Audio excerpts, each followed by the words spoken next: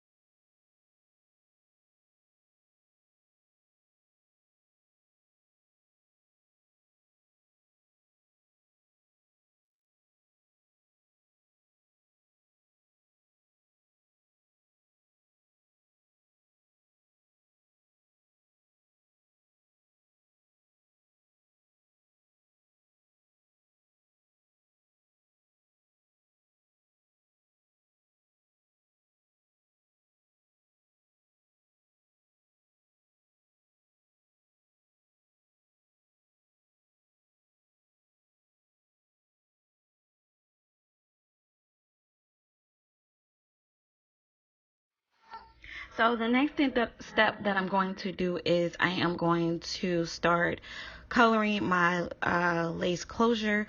And what I'm showing you guys right now is I'm actually taking some Got2b gel and I'm spraying that on the back of the closure where the lace is at, because I want to make sure that when I do go in and apply the color, I'm not getting a lot of the color onto the lace. But if you guys do happen to get color on the lace, it's pretty easy to cover up. All you have to do is use the Sally Hansen airbrush spray and spray it on the back of the closure, and it will definitely cover up any areas where you got some dye on the closure. So when you get to the part where you are going to color your closure, you want to make sure that you're taking your time. I'm using a smaller applicator brush to apply the color, but at this point, you guys, I was so tired and I just went ahead and zipped through this process. I did get a little bit of the color onto the closure, but like I told you guys before, it's really easy to cover up.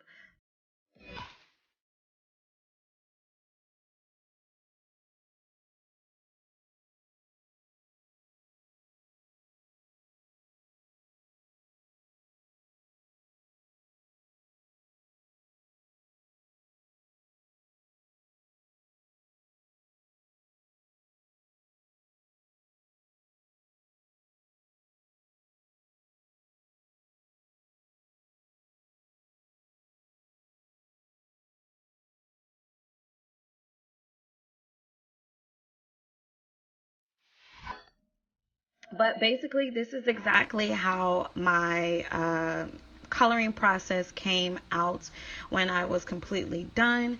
Now, the next thing I did was I actually left the color on for maybe about a couple of hours. And I also forgot to let you guys know that before I go in and color any of my 613 blonde hair, I do shampoo the hair first with a sulfate free shampoo. This helps with the color not bleeding off when it's time to rinse. And the sulfate free shampoo that I did use is by Cream of Nature.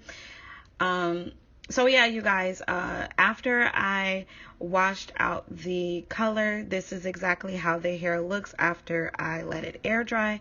So the next thing I'm going to do is go ahead and style it, and I wanted some sort of like a loose wave look, and that is the I'm actually going in, or I actually went in with my curling wand, and as you guys can see, it's kind of like a different size curling wand, but the curling wand that I am using is from Irresistible Me. This is like the curling wand that I always use, and it is their Sapphire 8-in-1 wand. It comes with 8 different sizes of the curling wand, and this is actually one of the sizes that came with the wand.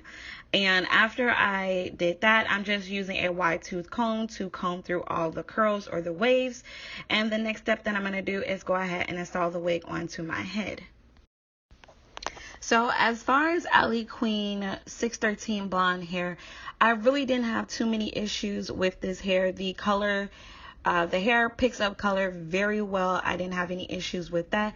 There was no smell or odor. I really didn't experience a lot of shedding or tangling with this hair. This hair holds a curl very well. I actually had the curls in this hair for about probably like 2-3 weeks, and the curls really did not fall at all. As you guys can see, the curls or waves in this hair is very defined. But yeah, you guys, that's about it. If you guys are interested in this hair, then I will leave all the information down below in the description section. I really hope you guys enjoyed this coloring tutorial. I will be coming with more coloring or dyeing tutorials in the near future. I just want to say thank you so much for watching. If you haven't subscribed to my channel, definitely subscribe, and then also follow me on Instagram. And as always, you guys, I will see you in the next video.